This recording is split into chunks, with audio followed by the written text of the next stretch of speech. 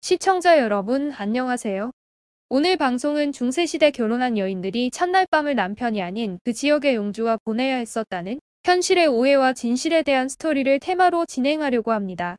우리들은 유럽의 중세시대를 말할 때 종종 적지 않은 사람들 입에서 중세시대에 행해졌다고 생각하는 최약권 즉 프리마 노테 혹은 드루아디 세네르라는 전해지지만 별다른 팩트가 없는 힘있는 자의 미친 권리에 대하여 말하곤 하죠.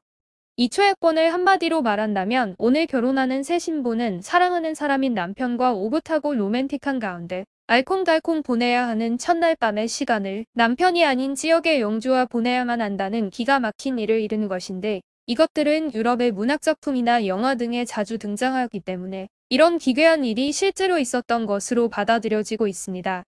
여기서 말하는 첫날 밤의 권리는 일반적으로 생각되는 신부의 순결을 남편이 아닌 영주에게 바쳐야 한다는 의미가 아니라 단순히 결혼한 신부의 권리인 결혼할 경우 딱 한 번 즐길 수 있는 첫날 밤의 시간을 이르는 말이란 것도 이해하셔야 합니다. 만약 전해지는 것처럼 그야말로 야만적이기 짝이 없는 이 초약권을 영주가 실제로 집행한다고 했다면 그건 정말이지 현재로선 상상할 수도 없는 폭력적이고 독재를 일삼는 권력자의 횡포라고 밖에는 말할 수 없는 끔찍하고 혐오스러운 일이었다고 할 수 있었겠죠.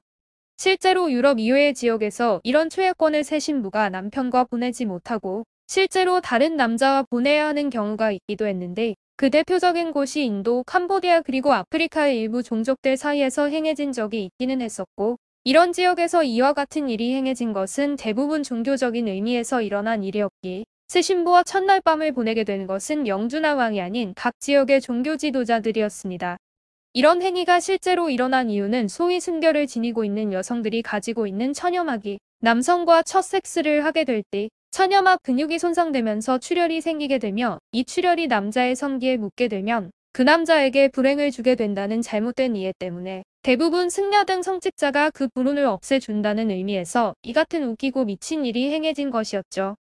사실 유럽에서 초약권이란 말은 상당히 오래전부터 이어져 내려오고 있었고, 다시 말하자면 이런 말들은 현실성이 있는 것들이 아닌 하나의 전설과 같은 허구인 것이면서 에세이, 예전에는 그랬다며? 라는 식의 말로써 한국에서 아이들이 말을 잘 듣지 않을 경우 어른들이 이놈아, 옛날에 말 안 듣는 나쁜 아이는 호랑이가 잡아갔어요. 어흥.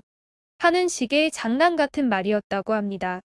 또한 과거에도 유럽의 집권자들 즉 권력을 잡은 인간들 상당수가 무자비할 정도로 야만적인 행위들을 많이 자행했었지만, 힘없는 백성들은 겁이 나서 직접 대놓고 욕을 할 수 없는 것이 현실이었기에 그들을 욕하는 의미에서 비인간적인 행위를 만들어내어 권력자들에 대한 욕 대신 퍼뜨렸던 것이 시간이 지나면서 점점 팩트가 있는 진실인 양 자리를 잡은 것인데, 사실 유럽에는 이런 일은 전혀 존재하지 않았다고 합니다.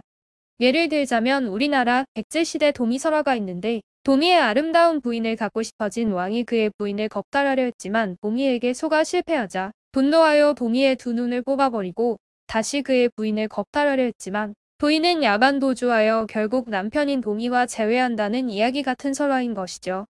한마디로 유럽의 권력자들이나 우리를 포함한 다른 여러 지역 권력자들이나 못돼먹은 인간들은 항시 존재했고, 이들과 대항하는 피지배 계층과의 스토리가 끊임없이 만들어지는 것과 같이 말 많고 탈 많았던 유럽의 중세시대에 정말 그런 야만적인 행위가 있었던 것처럼 자리매김을 하게 된 허구 스토리에 불과한 이야기가 초약권이라고 할 수 있습니다. 이 이야기가 허구인 것이 유럽의 중세시대 왕부터 시작하여 하급 귀족들까지 하녀 등 여러 계층의 여자들을 겁탈하듯 소유하여 섹스를 즐겼고, 그 결과 수많은 사생아들이 속출하며 국가의 왕위 계승 문제와 가문의 혈통과 재산 문제 등 수없이 많은 문제들이 생겨났었다는 것은 세상이 다 알고 있는 현실이었잖아요.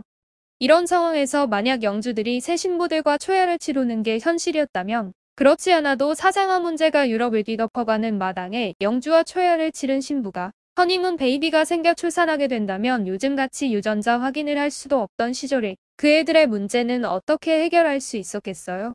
또한 말이 그렇지 수없이 결혼을 해대는 하급 귀족 또는 평민들의 신부들과 첫날 밤을 치러야 하는데 영주 혼자서 무슨 정력으로 그걸 감당할 수 있었겠으며, 또한 하루에 수십 명씩 데리고 섹스를 할 수도 없는 일이니 요즘 결혼하려면 예식장이나 교회 성당 등의 결혼식 차례 기다리느라 날짜 잡기가 어려운데, 중세시대에는 초야 치를 날짜를 받기 위해 한참을 기다려야 했을 테니 이건 말이 안 되는 허구였던 것이죠.